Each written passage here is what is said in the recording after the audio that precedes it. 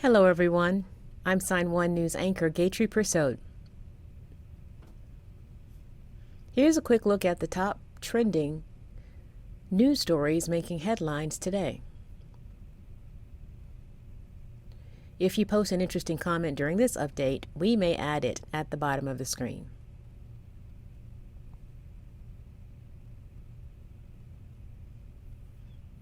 These are the faces of the 19 children and 2 adults lost during the shooting rampage at Robb Elementary School this week.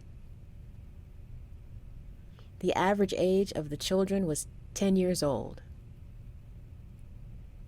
That's the age when kids are still losing their baby teeth and just starting to learn math.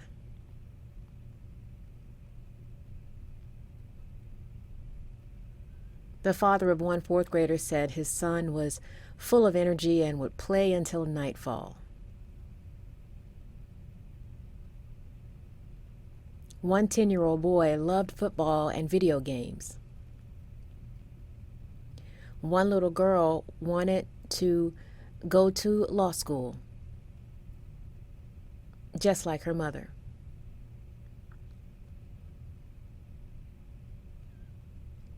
One mother said her son had a smile she will never forget.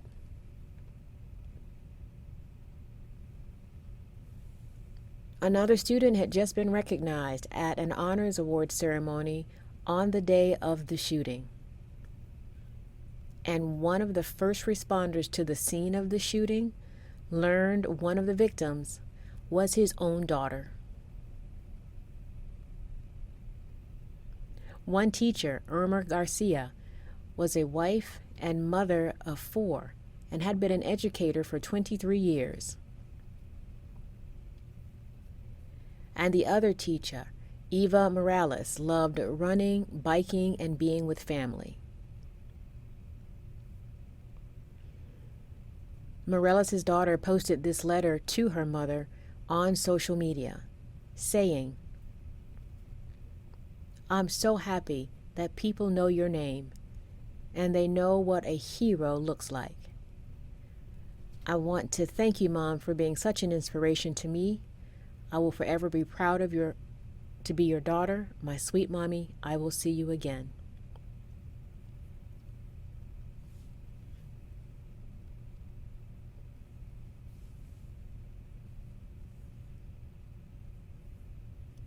While the community of Uvalde continues to mourn the loss of 19 children and 2 adults, there have been protests and heated political confrontations outside the community. Several groups are already protesting in front of the National Rifle Association headquarters in Virginia. More protesters plan to show up at the NRA's annual convention this weekend in Houston.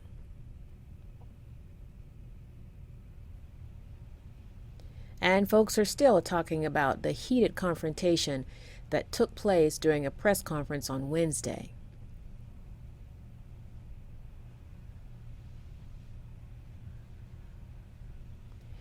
Texas Governor Greg Abbott was addressing the tragedy in Uvalde when his political opponent, Beto O'Rourke, approached the stage and interrupted the press conference in an effort to confront Abbott about gun laws and partially blaming Abbott's administration for the shooting at the elementary school. The confrontation quickly turned into an angry, profanity-laced shouting match. Abbott remained silent the entire time, but others on the stage shouted at O'Rourke, telling him to get out.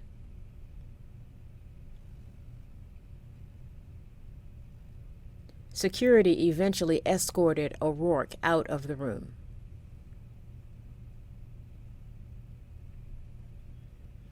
Two monkeypox cases have been confirmed in Utah.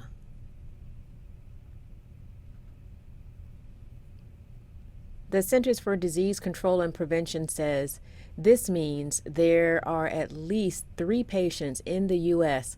with the disease. The other case was reported in Massachusetts. Several states, including Florida, New York, Washington, and California, also have suspected cases.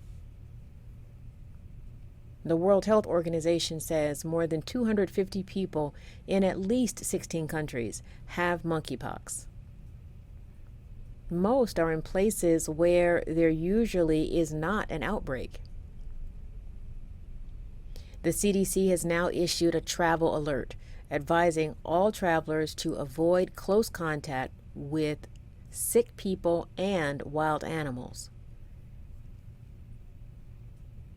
The agency says even though the risk to the public is low, people should be aware of any unexplained rashes.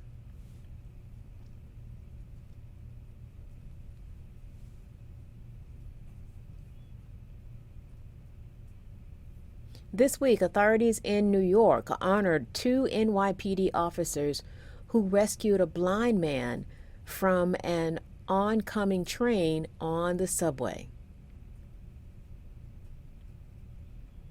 The officers saw the 61-year-old man struggling after falling onto the tracks,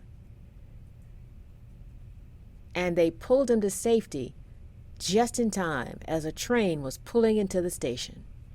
Check it out.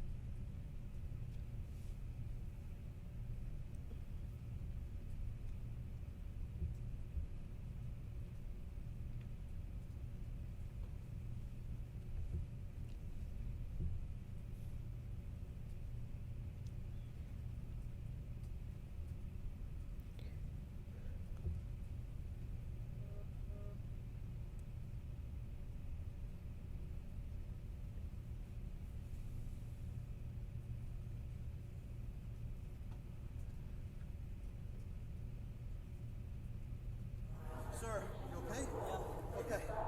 All right. Good. Glad we saw you.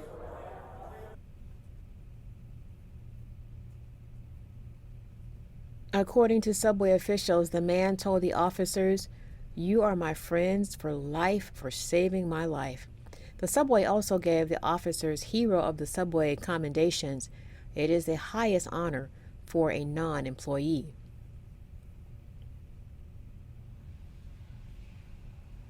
After 19 seasons and 64 Daytime Emmy Awards, the Ellen DeGeneres show says goodbye. Today, Thursday, will be the final show. Ellen said, "As great as this show is and as fun as it is, it's just not a challenge anymore." So what is her next challenge? That's still in the air. She could just relax for a bit, but Ellen admits that's not her style. So we'll just have to wait to see what's next for her.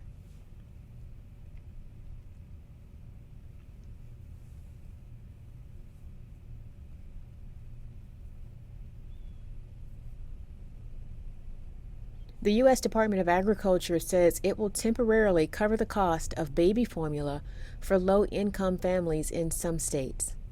About half of U.S. states have contracts with Abbott Nutrition. But because of the company's formula recall, many families on WIC are facing challenges. In addition to the shortage of some other formula brands, low-income families may not have the money to pay for more expensive alternatives. So the USDA says it is now providing funding to help, and Abbott is covering the cost difference in the states where it has contracts. To get more information on funding for baby formula, just head to the USDA's website.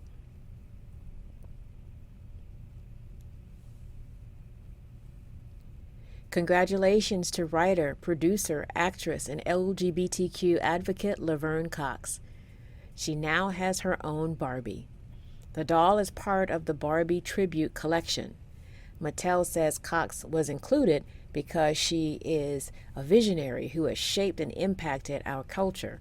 The doll's outfit was designed in part by Cox. The red carpet outfit includes a red faux fur leather corset, a red tulle dress, and glittery high heel boots.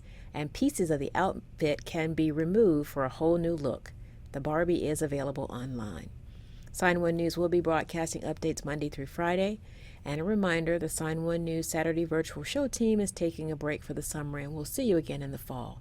A big thank you to our Sign1News app supporters. You help make this broadcast happen. You can also download the Sign1News app by heading to the App Store or Google Play Store on your smartphone. And you can also watch on Roku, Amazon, and Apple TV. Thank you all. Love you. Good night.